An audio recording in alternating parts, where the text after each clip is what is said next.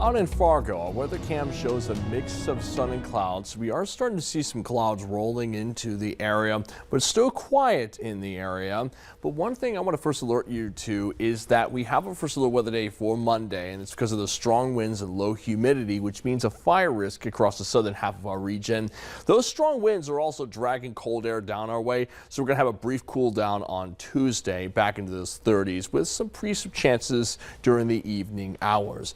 Then I want to first alert you to our next round of first alert potential heading into mid-March, the 14th through the 15th. But let's go over today first. Again, as for that strong wind and fire danger potential, we could see gusts above 45 miles per hour. Some models trying to suggest gusts up to 60 miles per hour. I don't think we're going to see gusts that high, but we are looking at wind gusts of at least 35 miles per hour in Fargo, 30 in Jamestown, 22 in Oaks. So dealing with those strong winds in general.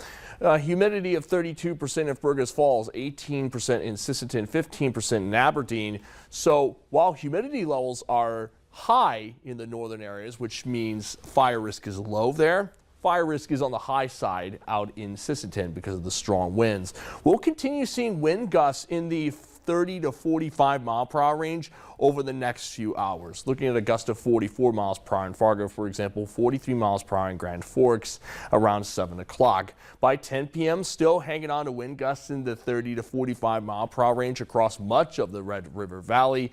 And it's not until 1 a.m. that gusts drop below 30 miles per hour across the region. By 4 o'clock, we're just dealing with a standard breeze. And as a result, we have a bunch of wind alerts in effect for eastern North Dakota with red flag warnings all the way down into Lakes Country. So no outdoor burning for this evening, and stick with Valley News Live for first alert updates as we keep a track of the winds.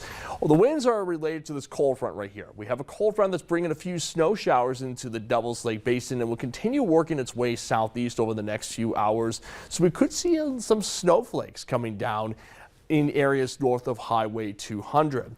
But not much snow and rain accumulation is expected from these showers, and the showers are quick moving. They're out of our region by around 10 to 11 o'clock, leaving behind mostly clear skies, plenty of sunshine for your 7 a.m. morning commute. But look at the temperatures. We'll be around 12 in Fargo, 11 in Grand Forks by around 7 to 8 o'clock.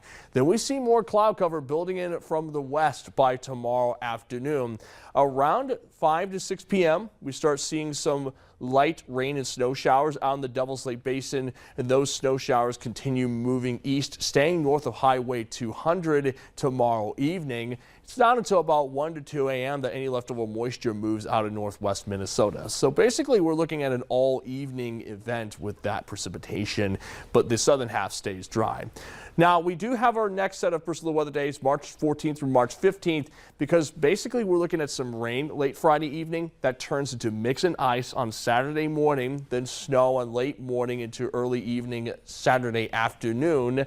And then we see that snow continuing into Sunday morning. Strong winds are likely to accompany the snow coming down, which will in turn have an impact on your commute. However, there is some uncertainty regarding that, and I will go over that in the 6 o'clock show. But basically, we're looking at an impactful system towards the end of the week. Such a big change. Thanks, Joseph. Up next, we'll hear from experts on programs meant to make buying a house more affordable.